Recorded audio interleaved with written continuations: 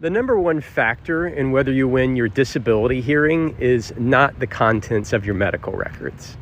Your medical records are real important, but they're not number one. Number one is the judge that gets assigned to your case. You see, disability judges are given a lot of leeway in whether or not they want to grant or deny a particular case. Let me show you what I'm talking about. Here is a graph I made showing the distribution of disability judge grant rates. This seemingly boring graph has big implications for whether or not any one particular disability case is going to get granted. Let me break it down for you. First, we're going to start off with our judges that grant from 5% of cases to 20% of cases. If you get assigned one of these judges, strong medical records will not save you. The lowest granting judge only grants cases 5% of the time. I don't know why this is tolerated. I know there's not a lot of these judges, but it seems remarkably unfair to have judges that are just going to say no every time. Next up, we have our judges that grant cases from 20% of the time to 40% of the time.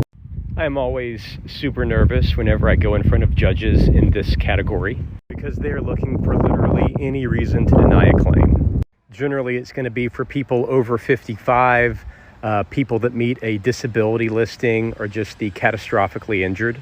If you are under 50, they're going to do everything that they can to deny your case. Same story if your case is based off of mental limitations as opposed to physical. Next up are the judges with between a 40% to 70% grant rate.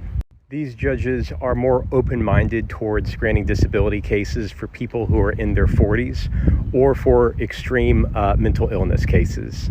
This is also kind of the consensus position of most disability judges. The vast majority of them kind of fall within this group. Also, once you get north of 60% grant rate, if you are 50 years and older, the odds that your disability claim is going to win at the hearing level just drastically goes up. And lastly, we have our judges from 70% to nearly 100% grant rate. If you are in your 20s or 30s, or you're applying for disability based on mental health conditions, you got a real shot. On the rare occasion that I'm denied by a judge in this category, you kind of understand their point whenever they say no.